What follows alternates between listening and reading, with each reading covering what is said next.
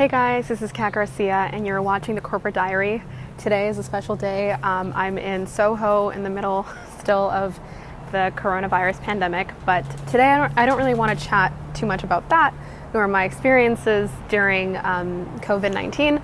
There's a bunch of videos if you do want to see me chatting about that on my channel. Today what I want to talk to you guys about is a little bit more related to work, and one of the lessons that I've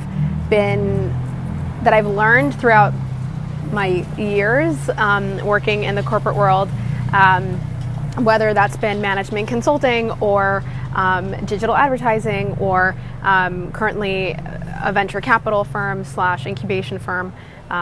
So yeah, I just wanted to chat with you guys a little bit about one of those lessons, and it's related to, I guess, also how I've been putting it into practice during these times.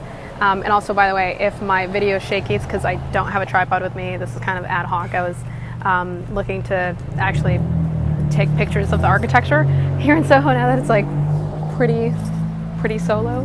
There aren't that many people. Sorry, I'm also going to be using my voice notes to record the sound. Anyway, the main lesson that I want to chat with you guys is setting boundaries. When you're starting off your career, especially in a very corporate setting, it's difficult for anybody to set boundaries and to understand the importance of setting those, communicating them, and knowing what resonates best with you and what is best for your life. When you're starting off your career, most of us will want to please other people, and that's great, right?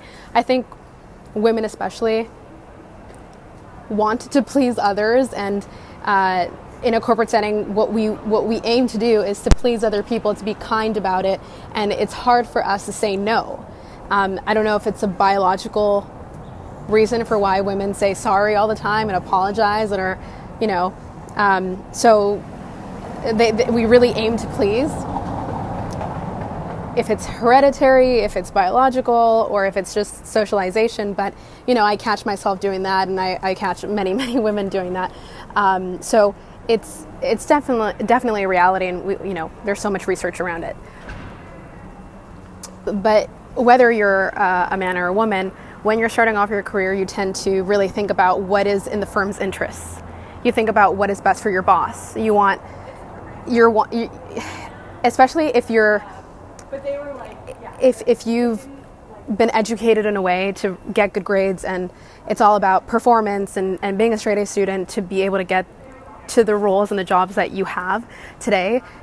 In order to have gone to where you are today, you had to adopt a certain behavior, which was people pleasing and making sure that everybody was happy with your performance, right? So it could be trying to make your professors happy, impressing those around you who have agency over your life, over your grades, and now really over your livelihood and your success. So I'd say that it is a very difficult chapter to go through, but if you're in your early 20s, if you're in a corporate setting, you need to learn what boundaries are important to respect as soon as possible. Alrighty, I'm gonna also take this mask off for a sec, just because I am talking. Just want to be careful. So, whew. Okay, I think this is helpful. So the first step into understanding or setting your boundaries is understanding where you are in your life. Have you proven to your employer or to your boss that you perform, are a top performer, do very well? Do you feel like you're in a place where you've earned your stripes and you can start not pushing back, but just understanding where to draw the line? And I don't mean to say that you now need to spend years of your life people pleasing in order to have agency over the word no. What I want to say is that when you're starting off your career, it is important to show the value that you bring to the table in order for people to respect you, or at least it gives you the greater power and comfort to start saying no. For myself, I would say that there were employers where no matter what it is that I did, whether I sold millions of dollars for the company or it didn't matter what I did, they didn't see my value. And by the time that I saw it for myself and I was like, you know what, I'm actually fucking great at what it is that I do.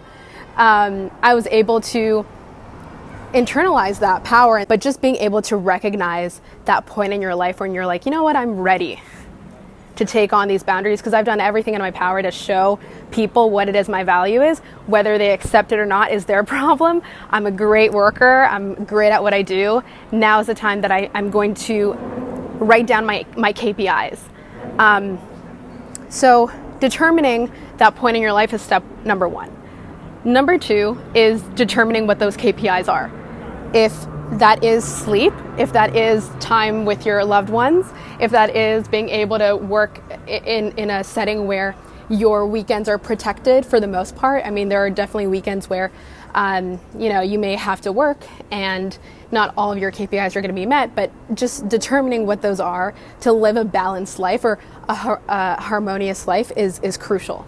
Because if you do not have those KPIs, your life is going to be ran by everybody else's KPIs, and they're probably going to be profit oriented because, you're in the corporate world. So make sure that you're balancing the needs of your company and the needs of your career with the needs of your needs, right?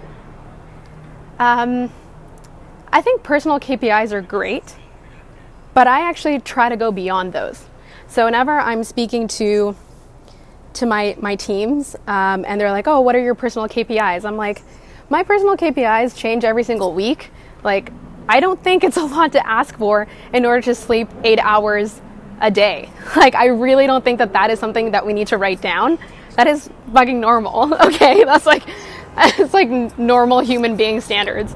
Are there going to be weeks that I'm going to be working crazier hours? Yeah, and I totally understand that, and I'm totally for that. But when I talk about personal KPIs, I kind of tell my teams, listen, I have my career KPIs, things that I need to hit in order to get to the next level for myself. And that is my personal ambition. But then there's things in my life where, I have this blog, I have the corporate diary, I have things where I want to interview people, and that requires me to take 45 minutes, which I'll take my lunchtime to do, as a KPI. I want to work on my creative projects, and that's my personal life. I don't really need to talk about that at work. No one needs to know that at work. So making sure that you are respectful towards your boundaries, and have agency over your life by knowing exactly what makes you happy, is really crucial. And trust me, you're going to be so happy with your life when you start saying yes to yourself, both at work and outside of work.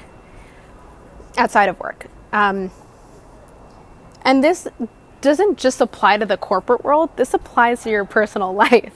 I don't know how many times I've lived through the lens of my friends. I've lived through the lens of people that I've dated, where I'm like, why do I keep saying yes to what it is that they want, but I don't even know what it is that I want? What do I want? And the minute that I ask myself that, I start changing my life and my decisions. Instead of saying no, I start thinking, what am I going to say yes to? So that's step number 3. Understand what you're saying yes to instead of saying no to. I think when we talk about boundaries, we all get so scared because we're like, oh, I'm saying no to this. And we all are so afraid of saying the words no because we want to be people pleasers. We want people to be happy with us. But instead of thinking about the word no, start thinking about the word yes. What do you want to say yes to?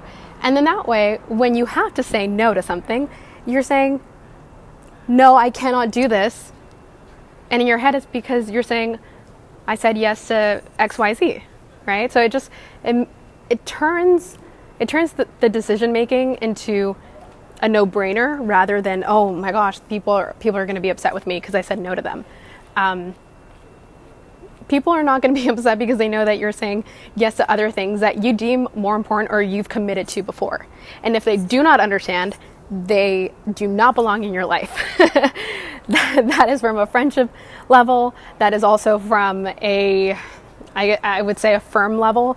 If you have people that are really pushing back against your boundaries, you really know where they lie in your life. And it's tough. Honestly, it's really, really tough when people do not respect your boundaries. But I think it's also, and I'll say point number 4, surround yourself with people who respect your boundaries. It's going to be so much easier in your life being able to decipher who respects you, because that's a respect thing. Who respects you and who doesn't. So those are the 4 points that I have for you guys. Wow, my arms are really, really tired right now. But all I gotta say is thank you so much for watching this video. If you want more corporate advice and corporate interviews, then please subscribe to the Corporate Diary. I have a lot of videos and content here for you guys and with you. So thank you so much for watching. Bye, guys.